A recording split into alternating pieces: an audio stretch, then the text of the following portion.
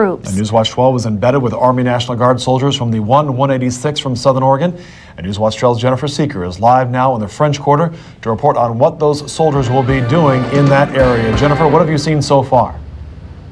Well, Brian, you can see we are in downtown New Orleans in the French Quarter. There's still quite a bit of standing water behind us here. You can see there's a lot of damage. The members of the 186 that we are embedded with are about 12 blocks from here where it is a little bit drier. And the members of the 186, they're from across Southern Oregon. We've talked to people from Grants Pass, from Medford, White City, Brookings, from all over the area. But right now they are acting under the Louisiana National Guard, and they're actually acting as police officers.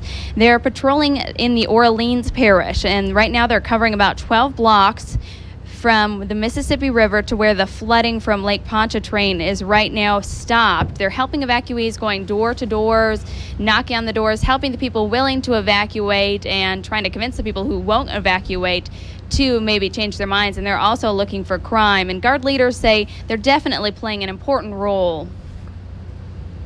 Jennifer, so far you've said the destruction has not been exactly what you'd expected. Is that because the Guard members from our area are a little bit farther away, as you said, from some of the harder hit areas by the flood?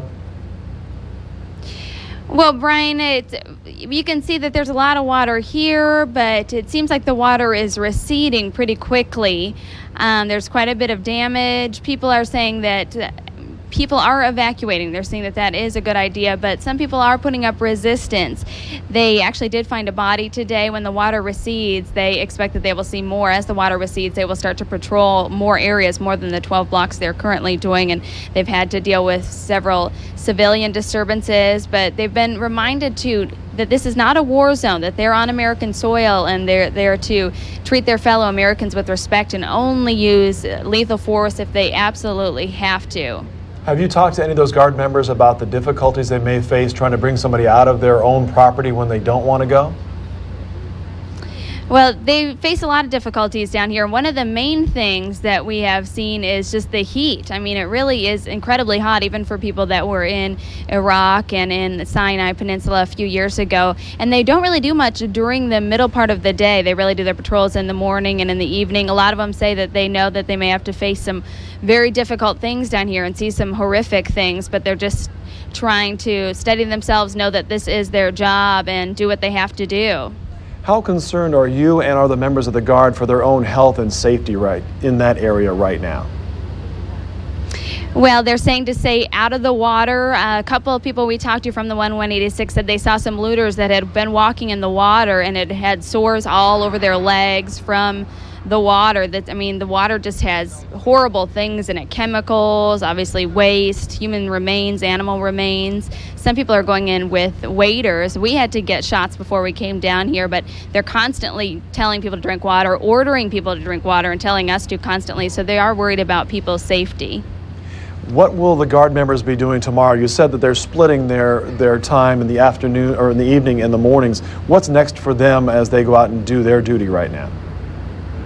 Well, this evening they're going out on a patrol, again, just patrolling the streets, making sure things are safe, going door to door, and then tomorrow morning they'll be doing that again. So they have several that they do throughout the day, and then during the afternoon they really just try to kind of stay cool. We see them trying to stay in the shade, drink lots of water, and pass time. You know, they're just trying to combat boredom during that time and maybe take their minds off things. Cell phone coverage isn't great, but a lot of people are calling home. Of course, they were called up right over the Labor Day weekend, and so they're trying to keep intact with their family and also stay cool and then just prepare for what comes next, which is those patrols. And another note, they were initially called up for 15 days, and perhaps some bad news, they have heard that that might be extended to 3 months. So quite a big difference, and that'll remain to be seen if that is actually extended. I know you said earlier when we spoke on the phone that you've been surprised by how many different agencies are down there in the area where you are.